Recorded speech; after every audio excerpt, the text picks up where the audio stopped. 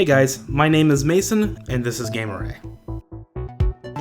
I've been playing Mario Kart 8 on and off again for the past 2 years. Before that, I played Mario Kart 7, Mario Kart DS, Mario Kart Double Dash, and Mario Kart 64. That's 20 years of red shells, mushrooms, and banana peels. It's one of my all-time guilty pleasures. I come back to the series more than almost any other. It feels like anytime I have 3 friends, 3 controllers, a few drinks, and a Nintendo console in the same room, then we're probably playing Mario Kart. And this isn't an isolated incident. Mario Kart has played a similar role in most people's lives, popping in and out every few months or years for a few races, and then disappearing back into the ether.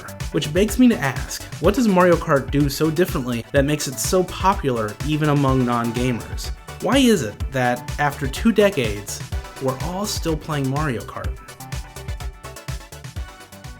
The reason is because Mario Kart dedicates itself to creating player stories and creating them immediately. Even if you step in for a single race, you leave feeling like you have a story to tell, something you can take with you, something specific and personal. And the fact that you can do that without ever playing the game before is something that's unique to Mario Kart. Now that's the easy answer. But if we dive in, if we want to talk about how Mario Kart achieves that, then, well, it can become complicated.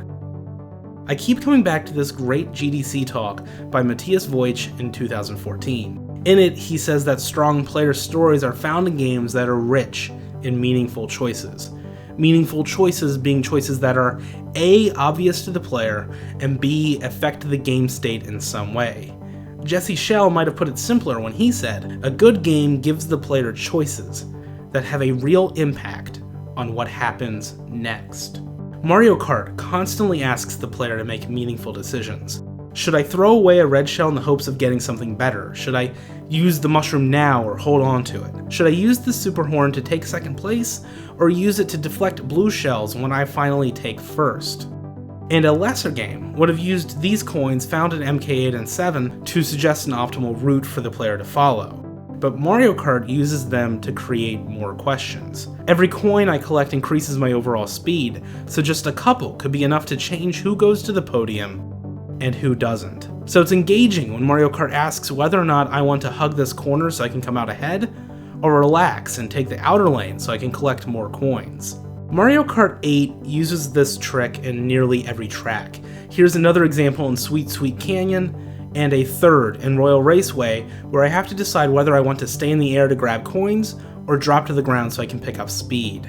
In MK's course design, choices can be situational, like this one in Mario Circuit, where I can make a pit stop to get an extra item. Or they can be risk versus reward, like this one in Music Park, where I have to decide if I want to risk driving under these giant music notes or take the slower but safer path through the grass.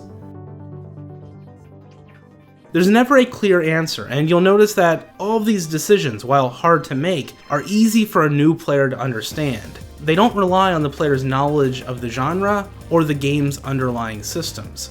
On top of that, Mario Kart only serves up 2 choices at any given time. Jesse Schell refers to this quality as Triangularity, going on to say that a game with good Triangularity will have a player leave it feeling like he or she made meaningful choices throughout. Even in the most overwhelming of courses, like Yoshi Valley, the decisions are staggered, so that the game only presents you with 2 choices at a time. You can jump into Mario Kart and start making meaningful decisions from the get-go.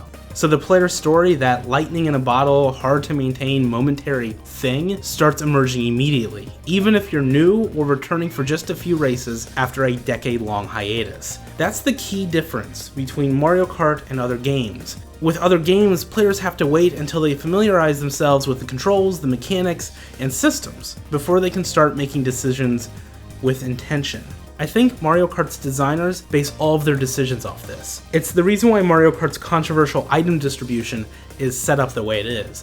The reason why the star, the lightning bolt, and the dreaded blue shell exist. Because the designers believe if a player is too far ahead or too far behind, then they will cease making meaningful decisions, and a player's story will never emerge. What's nice about taking a closer look at Mario Kart is that we can take what it does and use it as a blueprint for other games. MK gets a lot of crap for being simple, but these ideas work, and they could easily be used as a basis for almost any game in any genre. Simple decisions that are meaningful, have immediate impact, and can be understood by newcomers can create fascinating and personal narratives that will entertain a player base for years. My favorite Mario Kart memory is from when I was young, when Mario Kart 64 was still brand new. I'd hang out in second or third place and use the better items to guard my cousin, who was in first. Those are the kind of player stories that meaningful decisions can create.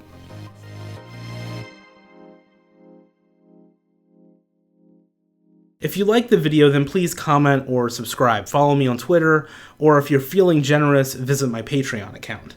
The link is in the description. Thanks so much for watching, guys, and as always, there's more to come.